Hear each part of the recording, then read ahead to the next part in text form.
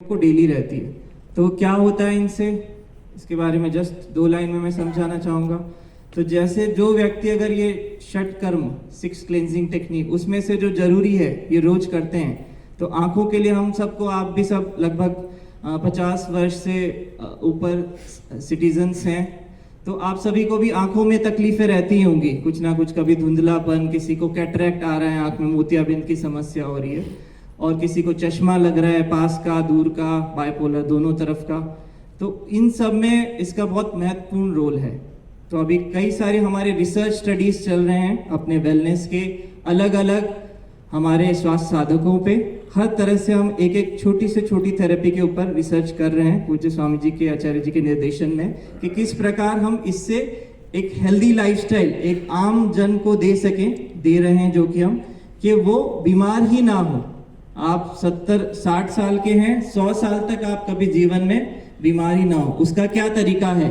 तो वो जीवन शैली अपनी पतंजलि वेलनेस और के द्वारा लोगों को सिखाया जा रहा है। तो वेलनेस सिर्फ एक थेरेपी या ट्रीटमेंट सेंटर नहीं है कि बस आप आए, पंचकर्म कराएं, मसाज कराएं और जाएं।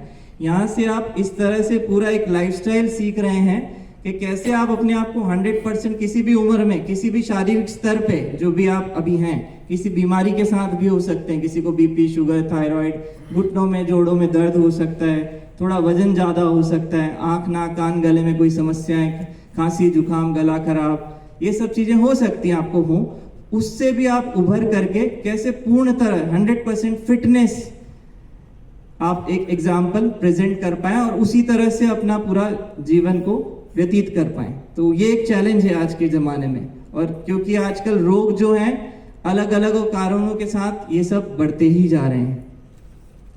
तो षट कर्म में अपने आँखों की रोशनी, आँखों की क्लेंजिंग, नाक के द्वारा अपने नेजल साइनसेस, और आप सभी को पता है नाक हमारे पूरे शारीरिक के तंत्र का एक जंक्शन है, इसलिए अपना जो अपन अनुलोम विलोम और नाड़ी शुद्धि प्राणायाम, सूर्य भेदी, चंद्र भेदी प्राणायाम करते हैं, नाक से ही सारा कनेक्टेड है अपना पूरा नर्वस सिस्टम।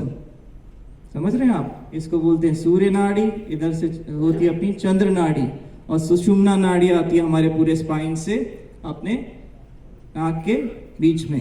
तो as per the yogic science, as per the modern science also, हमारा sympathetic and parasympathetic nervous system पूरा लिंक्ड रहता है हमारे from the nostril and the brain. तो इसीलिए नाक को शुद्ध करना, नाक के साथ साथ गले, नेजोफेरिंग्स एंड ओरोफेरिंग्स, गला, इसको शुद्धिकरण काफी जरूरी है। तो सिर्फ हम जलनेति करके आंखों की रोशनी हम अच्छी रख सकते हैं। इसके साथ साथ सरदर्द, सर में भारीपन, माइग्रेन, इससे हम मुक्त रह सकते हैं। इसके साथ साथ नाक और कफ की समस्याओं के लिए तो ये रामबाण है ही सही, जल नीति एवं सूत्र नीति। समझ रहे हैं आप लोग? जी तो जी। आप सभी ये सब, जब आप इस, ऑलरेडी कई सारे लोग, आप लोग इससे परिचित होंगे और करते भी होंगे, और जो नहीं करते होंगे वो आने वाले समय में अच्छे से सीख भी लेंगे। इसके बाद एनीमा, बस्ती तो आप सभी जानते हैं। तो बस्ती मुख्य रूप से 2 प्रकार की होती है, एक बाह्य बस्ती और अंतर बस्ती। बाह्य बस्ती हम किसी भी शरीर के ऑर्गन के डिस्फंक्शन में देते हैं अपने वेलनेस में, जैसे कि अब हार्ट के पेशेंट हैं, इजेक्शन फ्रैक्शन कम है, इस्चेमिक हार्ट डिसीज है, कोरोनरी आर्टरी डिसीज है, तो इन सब में हम देते हैं हृदय बस्ती। तो मैं ऊपर से बता देता हूँ एक बार। तो शिरो बस्ती सर पे देते हैं हम, कैप लगा के, आटा लगा के हम तेल को, गुनगुने तेल को उसमें रखते हैं और वो एब्जॉर्ब होता है। इसी तरह से आंखों में जो हम देते हैं उसको बोलते हैं अक्षितर्पण। आंखों की रोशनी 100 वर्ष तक 100% परफेक्ट विजन रहे आप सभी का। अक्षितर्पण किसी भी आंख की बीमारी के लिए अलग अलग प्रकार से दिया जाता है। सब थेरेपी के कई सारे विभिन्न प्रकार, विभिन्न तेल एवं घृत यूज किए जाते हैं, पर मैं सिर्फ आपको आइडिया दे रहा हूँ। आंखों की रोशनी के लिए अक्षितर्पण। वैसे ही कान की जो बस्ती होती है अपनी कर्णपूरण, कर्णधूपन, कर्णधारा, अलग अलग हमारे कान के भी ट्रीटमेंट्स हैं अलग अलग। हम पूरा अपना, जिसको सुनने में कमी आ गई है, उम्र के साथ काफी लोगों को आ जाती है, उसको भी पूरा 100% तक रिकवर कर सकते हैं। तो इसके अलावा हो गया अपना नाक के लिए हम देते हैं नस्य चिकित्सा, इसके बाद बाह्य बस्ती में हम देते हैं हृदय बस्ती, लंग बस्ती। बहुत सारे लोगों के कोविड में लंग और फेफड़े काफी खराब हुए, उसको फुफ्फुस बस्ती भी बोलते हैं आयुर्वेद के अनुसार, लंग बस्ती। उसी प्रकार से हम अलग अलग बीमारियों में, जैसे गर्दन में दर्द है, सर्वाइकल स्पॉन्डिलोसिस है, तो उसके लिए हम देते हैं ग्रीवा बस्ती, गर्दन पे ग्रीवा बस्ती। उसी प्रकार से कमर में जिसको दर्द हो जाता है, लंबा स्पॉन्डिलोसिस, पैरों में झिनझिनाना है, सुन्न होना, सियाटिका, तो उसके लिए दी जाती है कटी बस्ती, कमर पे निचले हिस्से पे लंबार रीजन में। उसी तरह से पूरे स्पाइन में किसी को प्रॉब्लम हो जाती है या फिर नसें दब जाती हैं, तो उसको दी जाती है पृष्ठ बस्ती, पृष्ठा बस्ती। तो पूरा सर्वाइकल रीजन से आपके कमर के निचले हिस्से तक दी जाती है। इसी प्रकार से एब्डोमेन रीजन में क्या क्या, जैसे तो फैटी लिवर, आजकल सबसे ज्यादा रोगी आ रहे हैं हमारे पास, स्वास्थ्य साधक आ रहे हैं जिनको लिवर में फैट डिपॉजिट हो जाता है, SGOT, SGPT, GGT ये सब बढ़ जाता है, लिवर सिरोसिस हो जाता है आजकल के खान पान, lack of exercise, sedentary lifestyle, आलस्यमय जीवन के कारण कॉमन बीमारी है फैटी लिवर। लिवर अपना मेटाबॉलिक सेंटर होता है शरीर का, जैसे एक फैक्ट्री होती है, शरीर की पूरी फैक्ट्री लिवर होती है। जो भी हम खा रहे हैं फाइनली कार्बोहाइड्रेट, फैट और प्रोटीन, विटामिन्स और मिनरल्स, इनके रूप में वो खून के द्वारा जाता है लिवर में, पूरा मेटाबॉलिज्म होता है अपने लिवर में। तो वो गड़बड़ हुआ तो सारे ऑर्गन धीरे धीरे अफेक्ट होते हैं। इवन हार्ट में ब्लॉकेजेस भी उसी के कारण से होते हैं, आपको ध्यान में हो तो उधर लिवर की हम बस्ती देते हैं उदर बस्ती। फैटी लिवर या लिवर सिरोसिस, लिवर डिसफंक्शंस में हम ये दे रहे हैं अभी। इसके अलावा बाह्य बस्ती में होती है अपनी नाभि बस्ती। कई सारे आपने देखा, आप जब अच्छे से इसको जानेंगे तो लगभग ये मान के चले पेट के और पाचन के 90 से 99% जो अपनी बीमारियां हैं अपने ह्यूमंस में, मानव में जितनी बीमारियां, 90 से 95% वो अपने पाचन तंत्र से रिलेटेड है। आप सभी से इससे अच्छी तरह से वाकिफ हैं।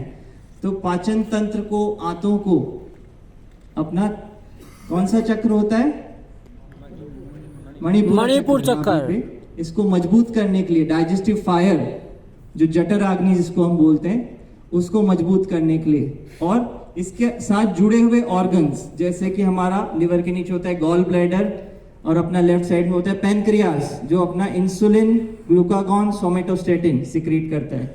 तो इसको मजबूत करने के लिए नाभि बस्ती, इसको चक्र बस्ती भी कहा जाता है आयुर्वेद में, चक्र बस्ती। तो नाभि पे हम आटे का, एक उड़द के दाल के आटे का बना के गोला लगाते हैं, उसके ऊपर फिर धीरे धीरे धारा के द्वारा गुनगुना अपना, अलग अलग तेल यूज में होते हैं जैसे सहस्रादि, सेंधवादी तेल, और कुछ देर जब वो थोड़ा ठंडा होने लगे फिर स्पंज से निकाल के वापस गुनगुना तेल उसमें पोर किया जाता है। तो ये अपने ऑर्गन को स्ट्रेंथ करने के लिए। और यहाँ पे हम रोगियों की नाभि भी रेगुलर चेक करते हैं। नाभि यहाँ पे होती है, नाभि पे अंदर वो दिख जाती है, या फिर अपनी कोड़ी, यहाँ पे हमारी कोड़ी होती है, नाभि और कोड़ी को भी सेट किया जाता है, पूरा उसको सेंट्रलाइज्ड किया जाता है। तो ये अपनी बस्ती हो गई। फिर होगी अपनी पैनक्रियाज बस्ती। ये सब अभी नई जुड़ी हैं। वाह। और इसके बहुत मतलब उत्तम रिजल्ट आए हैं अपने मेडिकल साइंस में, जो आज तक चीजें पॉसिबल नहीं थी आज तक पूरे विश्व में, वो यहाँ पे चीजें ठीक हो रही है। पैनक्रियाज बस्ती का फॉर एग्जांपल, आज तक पूरे विश्व में ये कहा जाता था कि टाइप 1 डायबिटीज अगर किसी को हो गया तो उस बच्चे को जीवन भर इंसुलिन लेना है, जितनी लाइफ हो, इंसुलिन के बिना, क्योंकि पैनक्रियाज काम नहीं कर रहा है, उसके बीटा सेल्स हैं, वो इंसुलिन सिक्रीट ही नहीं कर पा रहे हैं, तो इसलिए आर्टिफिशियल इंसुलिन इंजेक्शन के द्वारा लेना ही पड़ेगा, ये कहा जाता था।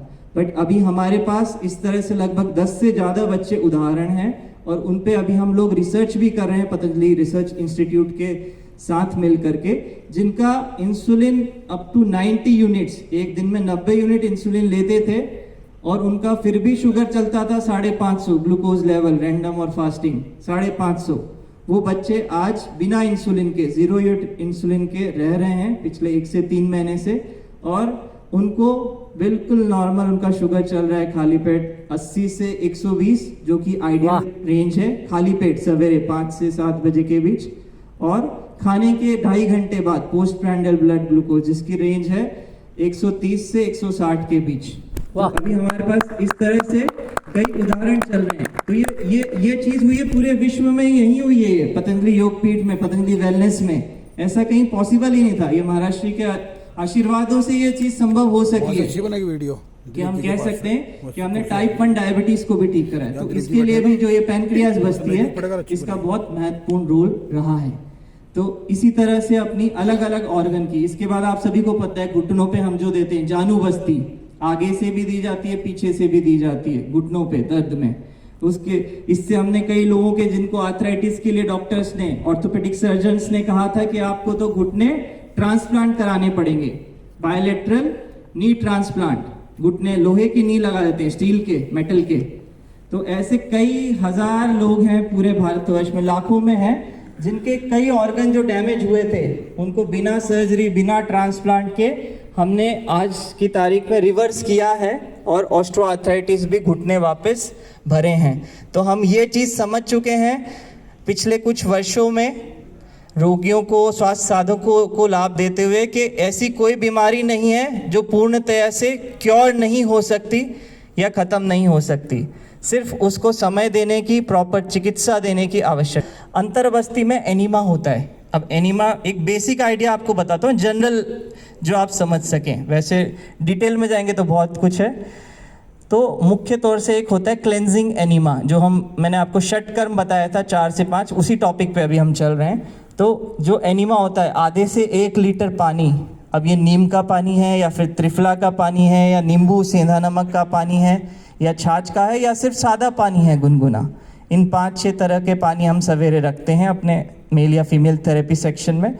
आप वहाँ पे जाते हैं, आपको रबर कैथेटर लगा के पीछे से आपके मूल द्वार के द्वारा उसको एनीमा की कैथेटर को इंसर्ट किया जाता है और लगभग आधे से 1 लीटर पानी आपकी आंतों में दिया जाता है, रेक्टम में और आपके कोलोन के आखिरी, आंत के आखिरी हिस्से में। तो इसको आपने होल्ड करना होता है टाइट करके, अपना मूल बंध लगा कर आप कुछ देर के लिए उसको होल्ड करते हैं। थोड़ा वॉक करते हैं जो इसके लिए पॉसिबल है, हल्का सा धीमी गति में कपालभाति करते हैं जिसके लिए पॉसिबल है, बाह्य कुंभक करके वो अग्निसार क्रिया कर लेते हैं जिससे आंतों के मूवमेंट्स हमारे मैक्सिमम हो जाएं। उससे पूरे अपने आंतों के मुंह से लेके नीचे तक के, मूल द्वार तक के, पूरा अपना जो गैस्ट्रोइंटेस्टाइनल ट्रैक्ट है, गट है, उसके मूवमेंट्स पूरे 100% एक्टिव हो जाते हैं, जिसको हम बोलते हैं पेरिस्टाल्टिक मूवमेंट्स, आंतों के जो मूवमेंट्स हैं। तो उससे क्या होता है, उसके बाद जैसे ही आपको मेन प्रेशर बना, आप जाके अपने मतलब आप बैठे अपनी टॉयलेट सीट पे और पूरा आपकी आंतें 100% शुद्ध, आंतों में भरी हुई गंदी गैस, जितना मल है, और मल से ही हमारी सारी बीमारी हैं। अलग अलग तरह से प्राकृतिक चिकित्सा ये कहती है कि अपने सारे रोग शरीर में गंदगी से ही जुड़े हुए हैं। शरीर में विभिन्न प्रकार की गंदगी, एक तो वात पित्त कफ एक्सेस में, गैस ज़्यादा है, आपको कफ ज़्यादा है लंग्स में, गले में, नाक में भरा हुआ है, अलग अलग, सिर्फ हम फिजिकली नहीं और भी तरह से, और पित्त ज़्यादा है, एसिडिटी है, शरीर में जलन मच रही है। तो हमें हर रोगी की वास्तविक में सबसे पहले हम उसकी परिस्थिति जानकारी करते हैं डॉक्टर होने के नाते, कि उसका वात रोग है, पित्त रोग है, कफ रोग है, या तीनों इम्बैलेंस हैं, कुछ कम होगा कुछ ज़्यादा होगा, ये हम सब की प्रवृत्ति होती है। तो उसके अनुसार ही आपको एक एक चिकित्सा डिज़ाइन करके आपके शरीर के अनुसार हम अपने पतंजलि वेलनेस योगपीठ में देते हैं। ठीक, तो ये मैंने आपको बस्ती के बारे में बताया। तो सादे पानी की हो गई, फिर अपने तेल की होती है मात्रा बस्ती, उसके बाद होती है अपनी निरु बस्ती। हाँ, पूरे दुनिया में हमने रजिस्टर की हैं, लगभग हमारे पास 70 से 100 प्रकार की बस्तियां अभी आज की तारीख में अपने पतंजलि वेलनेस में उपलब्ध हैं, जो आपने अपनी पतंजलि वेलनेस की किताब में भी पढ़ी होंगी। जी। तो हर बीमारी के अनुसार, जैसे आपने देखा एलोपैथी में डॉक्टर इंजेक्शन लगाते हैं या फिर बॉटल चढ़ाते हैं आपको इंट्रावेनस, उसमें आपको कुछ दवाई देते हैं। तो पूज्य महाराज जी के निर्देशन में हमने ये पाया, और ये आयुर्वेद में कई हज़ारों सालों पहले लिखा भी गया था, कि जो व्यक्ति पचा नहीं पाता अपनी आंतों से, पेट के बाद छोटी आंत में जाएगा, फिर बड़ी आंत में जाएगा, किसी का पाचन अच्छा नहीं है, तो उस चीज़ को, दवा को भी हम मल के द्वार, मूल द्वार के द्वारा दे सकते हैं। तो अपने रेक्टम में और अपनी आंत में भी दवा का एब्जॉर्प्शन होता है, तो उसी का नाम है निरु बस्ती। तो हम हर रोग के अनुसार अलग अलग अनुपात में, आपके शरीर के अनुसार, आपके वात पित्त के अनुसार उसको बनाते हैं दवाइयों के मिश्रण के साथ। जैसे अलग अलग अपनी मेडिसिन है, जैसे प्रोस्टेट वाले जो मेल पेशेंट हैं 60-65 में प्रोस्टेट बढ़ जाता है मेल्स में, तो उनको हम देते हैं प्रोस्टोग्रिड बस्ती। तो उसमें जो अपनी दवा है प्रोस्टेट के लिए प्रोस्टोग्रिड, उसके साथ साथ गोखरू, वृक्कदोष, अर्कवात और भी उसके 1-2 ऑयल, सेंधा नमक, उसमें शहद, इसको मिश्रण करके एक कल्क बनता है। इसको फिर आप, इसको ज़्यादा नहीं दिया जाता, इंजेक्शन से 100 से 150 ml जो मेडिकेटेड एनिमा है कम मात्रा में दिए जाते हैं क्योंकि उसकी मेडिसिनल वैल्यू है, तो वो हम अंदर दिया। इसको आपको होल्ड करना होता है। अब जब आप होल्ड करेंगे तब ये आंत से एब्जॉर्ब होकर आपके ब्लड में जाएगी, और जो दवा खाना खा के पच करके इफ़ेक्ट नहीं कर पा रही थी, आयुर्वेद की औषधि भी, वो आपको डायरेक्ट उस ऑर्गन पे इफ़ेक्ट करेगी और पूरी तरह से आपको उससे मुक्त दिलाएगी। तो ये हमने ऑब्जर्व किया पिछले 2 से 3 सालों में कि हम किसी भी बीमारी, कैंसर तक के लिए हम यहाँ पे बस्ती देते हैं। सिस्टोग्रिड बस्ती दी जाती है विभिन्न प्रकार के कैंसर्स में। तो ये तो मैंने आपको एक आइडिया दिया षटकर्म में, एक बेसिक हमारी क्लेंजिंग की टेक्निक्स और बेसिक हमारी किस तरह से हम मेडिसिन्स देते हैं। तो इसके बाद फिर अपना मुख्य चिकित्सा जो रहती है वो रहती है योग चिकित्सा। आप सभी सवेरे जागरण होते ही आपका पूज्य स्वामी जी के साथ रोज करते ही हैं योग 5 से 7:30 बजे तक, 365 दिन, कई वर्षों से आप लोग भी कर रहे होंगे रेगुलर, हम लोग भी वैसे ही कर रहे हैं। तो उस समय जो दी जाती है हॉलिस्टिक इंटीग्रेटेड योगा प्रैक्टिस। अब इसमें क्या होता है, सिर्फ योगा एज ए एक्सरसाइज नहीं है, इसमें योगा आपके लिए स्पेशल, आपको क्या बीमारी है, आपके शरीर की क्या कंडीशन है, उसके अकॉर्डिंग हमारे जो वैद्य हैं, प्राकृतिक चिकित्सा के डॉक्टर्स एवं हमारे योगाचार्य हैं जितने, वो आपको उसके अकॉर्डिंग बताते हैं कि आपके लिए ये प्राणायाम, ये आसन, ये चीज़ इतने समय के लिए सुबह शाम इतनी देर करनी है, ये आपके लिए औषध है। समझ रहे हैं? एक नॉर्मल योग प्रैक्टिस एवं योगा इंटीग्रेटेड योग प्रैक्टिस, इसमें भी बहुत फ़र्क है। तो हमारे पतंजलि में जितने लोग जो करते हैं, एज जो स्वास्थ्य साधक आते हैं, उनके लिए पर्सनली डिज़ाइंड अपनी योगा प्रैक्टिस रहती है, वो सुबह के सत्र में। इसके लिए अलग अलग जगह कुछ हमारे योगाचार्य, हमारे योग प्रचारक भाई और बहन लगे रहते हैं आपको आसन कराने के लिए। तो हमारे डायबिटीज़ के लिए अलग एक ग्रुप रहता है, वैसे ही हाइपरटेंशन का, थायराइड का, घुटने का दर्द, कमर का दर्द, इस प्रकार से आपको ऑटो इम्यून डिसऑर्डर्स, कमज़ोर व्यक्तियों के लिए, तो मोटापे के लिए अलग, जिनको वज़न कम करना है।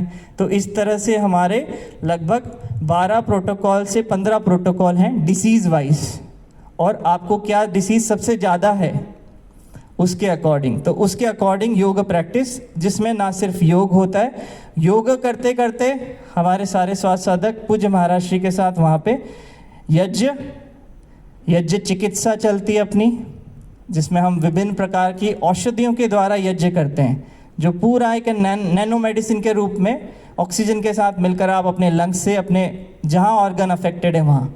तो इसके भी काफ़ी रिसर्च हुआ है पिछले 2 वर्षों में पतंजलि योगपीठ में, जिसमें ये पाया गया बहुत सारी चीज़ें। जैसे अब मान के चले कोविड कैसे आता था, हमें कोविड हुआ कई लोगों को, आप में से भी, तो कैसे हुआ? हवा के द्वारा, किसी ने छींका, खांसा, उसके माइक्रो नैनो पार्टिकल्स, है ना, उसके ड्रॉपलेट इन्फेक्शन बोलते हैं इसको, ड्रॉपलेट्स हवा में रहे। अब आपने वहाँ पे हवा ले ली, सांस ले ली, तो आपकी नाक से वो लंग्स में गया, लंग्स में फैल गया, और आपको खांसी, जुकाम, बुखार, स्वाद चले गया, कोविड हो गया। तो ये एक वायरस है, वायरल इन्फेक्शन। तो आपने देखा नाक से ये चले गया। तो इसी तरह से जैसे आप अस्थमा की दवा लेते हैं, इन्हेलर लेते हैं लोग, तो वो भी मुंह से लेते हैं, नाक से लंग्स में जाता है। तो इसी प्रकार से जो अपनी यज्ञ चिकित्सा है, इसका बहुत ही महत्वपूर्ण रोल है। तो यज्ञ चिकित्सा में हम विभिन्न प्रकार की औषधि, जैसे कि फॉर एग्जाम्पल जैसे कैंसर के रोगी हैं, तो उनके लिए अपनी सामग्री है करकेष्टी सामग्री। तो घी, गुग्गल, उसके साथ करकेष्टी सामग्री। अब इसमें जो इनिशियली जो हम फॉर्म, जब हम यज्ञ करते रहते हैं, उसके बाद हम जब ये डालते हैं, तो इसकी जो फ्यूम जो बनती है, मेडिकेटेड फ्यूम जिसको हम बोलते हैं, इसी को हम शुद्ध ऑक्सीजन के साथ अंदर ले रहे हैं। तो डेफिनेटली जो हमने आपने मेडिसिन डाली है उसका तो इफेक्ट रहेगा। नैनो मेडिसिन बन गई हवा में जाते से।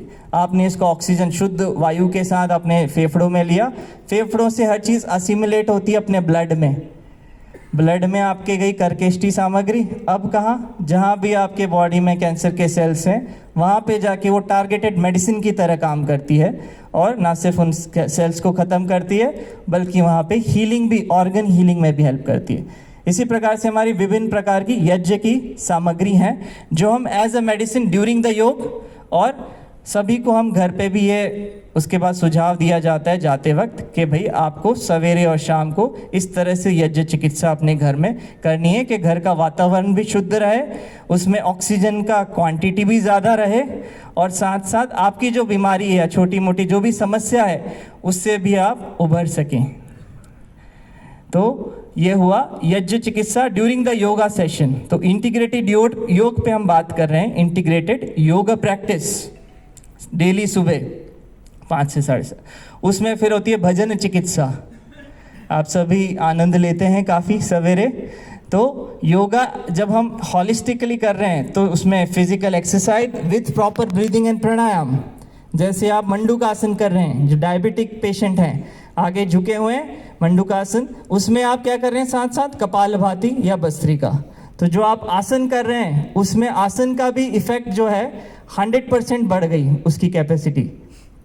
पहले आप सिर्फ आसन में जाते थे, अब आसन के साथ साथ आप प्राणायाम भी कर रहे हैं। तो 100% effectiveness of each and every yogic practice and आसन।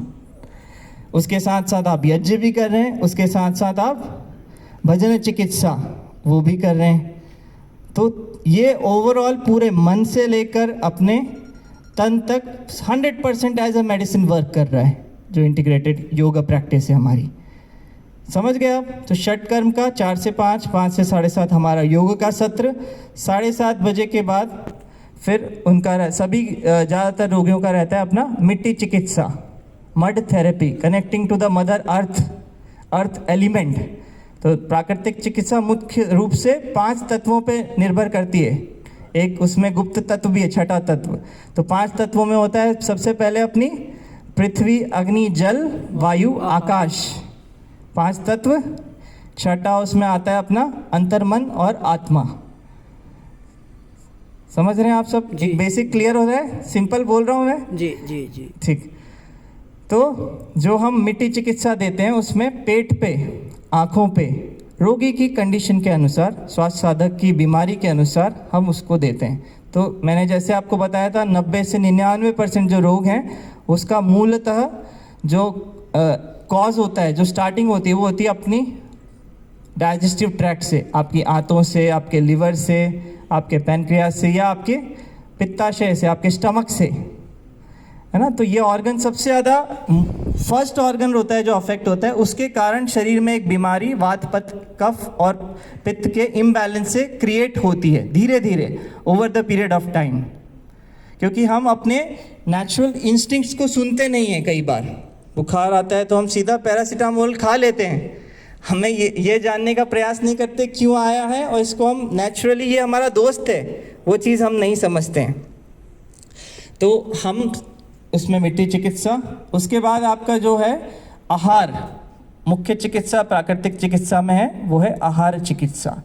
हम सब जानते बहुत हैं, बहुत सारी चीज़ें जानते हैं कि ये अच्छा है, ये नहीं है, पर ये नहीं जानते कि हमारी बॉडी, हमारी उम्र, अभी का सीज़न क्या, आपका अभी ऋतु है, उसके अनुसार अभी हमें हमारे शरीर के अनुसार क्या खाना है, किस मात्रा में खाना है, किस समय खाना है, और किस तरीके से खाना है, कितना चबाना है।